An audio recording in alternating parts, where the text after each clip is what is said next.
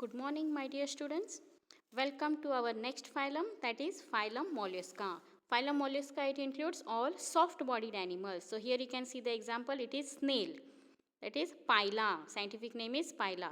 So soft-bodied animals. Now we'll start with the characteristic features of the phylum Mollusca. This is the second largest animal phylum. Which is the first largest animal phylum? Arthropoda. Then the mollusca, it is the second largest phylum of the animal kingdom. So animals of the mollusca all are aquatic and some are terrestrial also. Generally aquatic and few are terrestrial. They have organ system level of organization. Okay.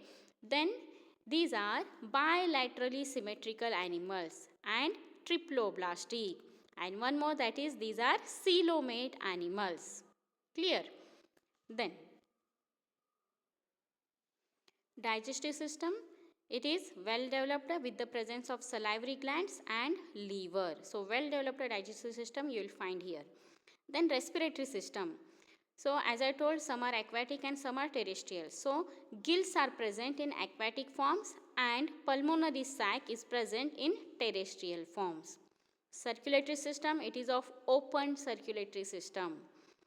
Then excretory system.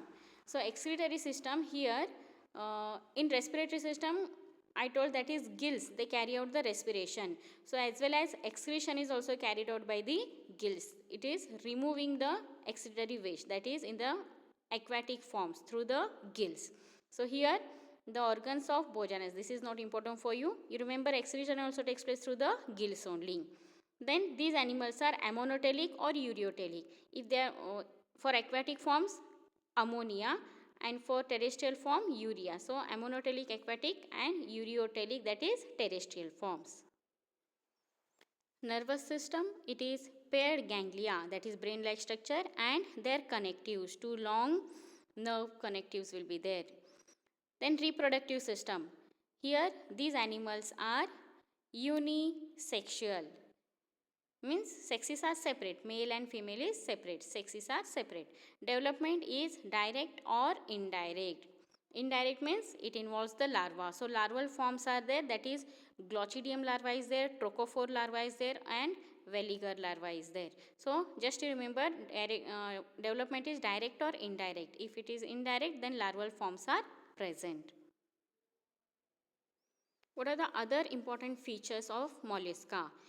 So here the body is covered by calcareous shell. In the first, I told you the example, that is Pila. If you see that snail, on the back of that snail a shell is present, calcareous shell. Okay, so body is covered by calcareous shell, that is for protection. If you touch that snail, it will pull its body inside that shell, that is for protection purpose. You must have been observed this. If you touch with the help of stick and all, it will retract its body inside that shell.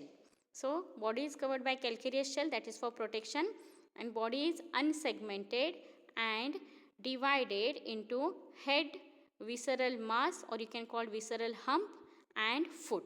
So head, visceral mass, and foot. In this diagram you can see at the tip the head is present, clear, and at the end here the foot is present at the base. So that foot is for locomotion, and whatever the remaining circular part is there hump like, that is the visceral mass. Visceral mass means inside that all the systems and all is present, visceral mass. Digestive system and all respiratory, excretory organs are present. So head is at the tip, then visceral mass, and at the end the foot is present. Okay, then the soft and spongy layer of skin, it forms the mantle. In the diagram you can see a soft and spongy skin, here the mantle is there. Okay, then mantle, it is the layer of skin over the visceral hump, and the space between the hump and the mantle, that is called as the mantle cavity. So here at the down where that red color gill is present, there the mantle cavity is present. Clear? So that mantle cavity is there, and in that mantle cavity you will find feather like gills are present. That red color leaf-like structure you can see, those are the gills. Feather like gills are present. So gills, they carry out the respiration as well as the excretory function. Clear? And the head region, which is present at the anterior region. The head region, it has the sensory tentacles. In that moving diagram in the snail, you must have seen the two tentacles, the antennae-like structure are present. Those are the sensory organs. Then, the mouth contains a file-like rasping organ for feeding called radula. If you see the mouth in detail, you will find the it has the rasping organ for feeding, and those are called as the radula. So here in this diagram below one you can see the radula is present. Okay, a teeth like structure, radula, that is for feeding purpose, to cut the food and all, the radula is present. Mouth, it is having the rasping organ, that is radula. So this you have to remember, radula, that is the feeding organ. Mouth, it contains the rasping organs called as the radula. So here you can see that. Then univalve or bivalve shell is present. That shell, whatever is there, it is univalve or bivalve. Then what are the examples of mollusca? Phyla, which we have seen in the starting, phyla. The common name is apple snail. Phyla is called as apple snail. Then the sepia, loligo, octopus. Octopus, the common name is devilfish. Okay, octopus you must have been seen. Then pintada, that is pearl oyster. Sepia, cuttlefish. All these are the examples of phylum Mollusca, soft-bodied animals. We'll see the pictures of the examples now. So here, this is the phyla in the first picture, and next one, that is the octopus, the soft-bodied animals. So this is about the phylum Mollusca. Now we'll move towards the next phylum.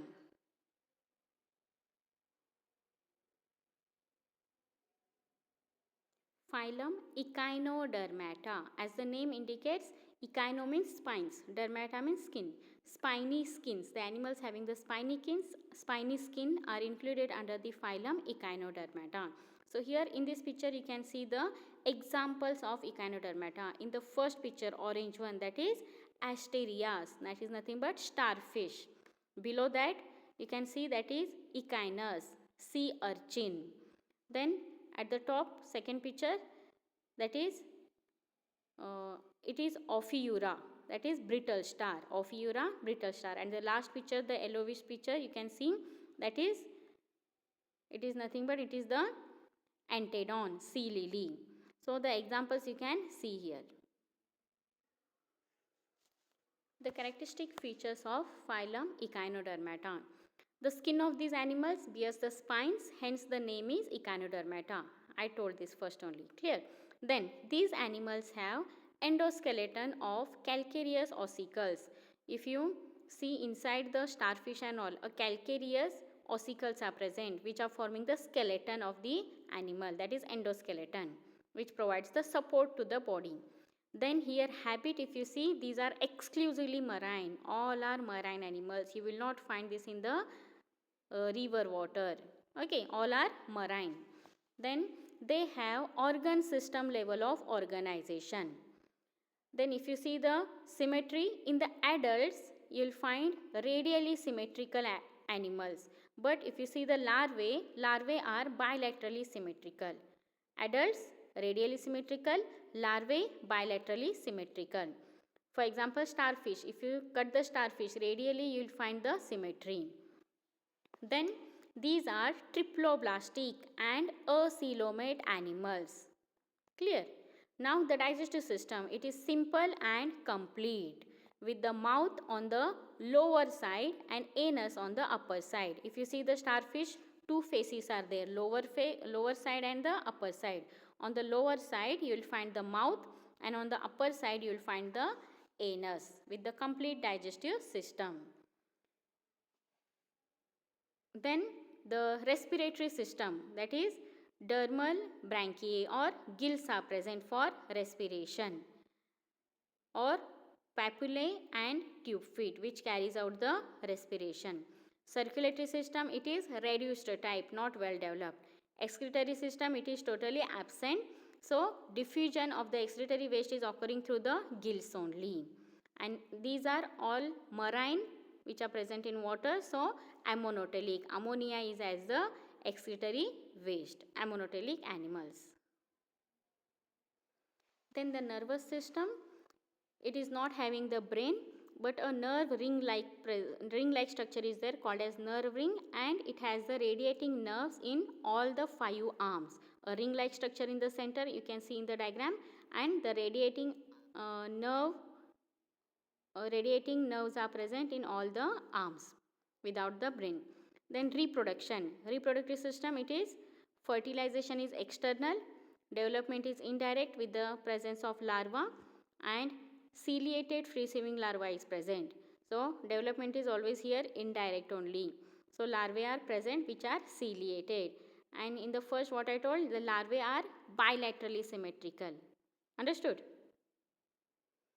What are the other distinctive features of Echinodermata? Body is covered with spines for protection. Already you know. Head is absent. The endoskeleton, it is ossicle, endoskeleton is present. Then the most distinctive feature of Echinodermata is presence of water vascular system, which helps for locomotion and food capture. So water vascular system, it is helping in the locomotion also and capture of prey, that is for food, for taking the food inside. It is helping. It is most important characteristic. Water vascular system is present which helps in locomotion and food capture. So what happens? Through the mouth it takes the water, and when it takes the water, the body will bulge like a balloon, and when it bulges like a balloon, then the structure ampulla is there. In the diagram you can see that tube feet like structure, that is ampulla. It filled with water and which helps the animal to move or float in the water. So in the next slide you can see how they are moving. So like that it is helping in locomotion, and along with that water the food is also entering into the body. So whatever the food is present in the water, it takes that food, digests it, and excretory waste is thrown out, digestive waste is thrown out through the anus. So along with that water, food is also coming. So locomotion is occurring as well as the feeding. It catches the prey also. Clear? Then the great power of autotomy and regeneration. Autotomy means if any part, any arm is cut down, then it will redevelop that arm. And if you regeneration means what? If you cut the animal into small parts, each part is capable of regenerating the body or new organism, that is regeneration. A remarkable characteristic of this Echinodermata, that is regeneration. What are the examples? First only I told starfish is there, Echinus is there, then Antedon is there, Cucumaria is there. Now we'll see the pictures of this Echinodermata. So here you can see the starfish, how they are moving. So this red color you can see here, those are the ampulla. Clear? How the movement of the starfish you can observe in this slide. The water canal system, that is helping in the locomotion and food capture. So this is starfish. Here you can see the 5 arms are there. In the center the mouth is present, and on the back side the anus is present. 5 arms. Water vascular system is present in all radiating arms, and here this tube-like structure is present. That tube-like structure, it is nothing but the ampulla, which is helping in the locomotion, tube feet. Here you can see a madreporite on the upper side, and anus is present on the upper side. The spiny skin is present. So here these are the Antedon. The second diagram on the top, Antedon, and all these are the starfishes, different shape. That is the Antedon, or you can call that is brittle star. Sorry, Ophiura or brittle star.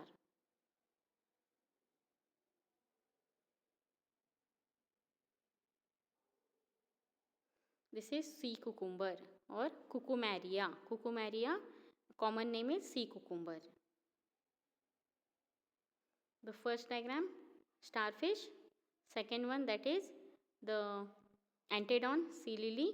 And the last below one diagram, that you can see echinus or sea urchin. Now we'll move to the next phylum, that is Hemichordata. As the name indicates, hemi means half, chordata means notochord. A notochord is present only at the some part, hemi. Hemi means a part or half. Little part of chordata, that is notochord, is present, so the name, that is Hemichordata. Hemichordata, here you can see the example is Balanoglossus. You can see the diagram here, Balanoglossus. Remember the example name, Balanoglossus. Clear? So here Hemichordata habit, if you see, it is completely marine. In sea water you will find this animal. So this phylum consists of small group of worm-like marine animals. You can see the diagram. It is worm-like, like a earthworm and all. So it is a worm-like animals. So it is the Hemichordata, and you will find it in the sea water. All are marine animals. They have organ system level of organization. Then they are bilaterally symmetrical. You see, if you cut this animal from top to bottom, you will see the two equal parts. So it is bilaterally symmetrical animal, triploblastic and coelomate. Clear? Digestive system, it is complete type with the mouth and anus. Mouth is at the tip, anus is at the end. Then respiratory system, as it is present in the water, so gills are present for respiration. Circulatory system, it is open type. Excretory system, so here the excretory organ is proboscis gland. At the top you can see the proboscis. So on that proboscis the glands are present. Those are called as the proboscis glands, which do the function of excretion. Clear? Nervous system, it is absent. Then reproductive system, here the sexes are separate. These are unisexual. Male is separate, female is separate. Fertilization is external. The fusion of the gametes is occurring outside the body. So fertilization is external. Development is indirect with the presence of larva, that is indirect. Then what are the other important features? The body is cylindrical. You can see a cylindrical body which is composed of three regions. Anterior proboscis, you can see in the diagram. Then a collar region, and a long trunk is present. Proboscis, collar and trunk is present. So that is the division of the body. And what are the examples? That is Balanoglossus and Saccoglossus. So Balanoglossus, you remember the example, and these are the characters of Hemichordata. In that proboscis region, hemi means little bit, a notochord presence of notochord is there little bit. So it is Hemichordata. Okay, so this is about the phylum Hemichordata. This finishes our today's lecture. So in today's lecture we have studied the three phylums. Which are those? Phylum Mollusca, phylum Echinodermata and phylum Hemichordata. So till now how many phylums we have studied? Total 10 phylums. Which are those? Can you name them? Yes. First one, Porifera. Second, Cnidaria, or you can also call Coelenterata. Third one, Ctenophora. Fourth one, Platyhelminthes. Fifth one, Aschelminthes. Sixth one, Annelida. Seventh, Arthropoda. Eighth, Mollusca. 9, Echinodermata. And 10th, that is Hemichordata.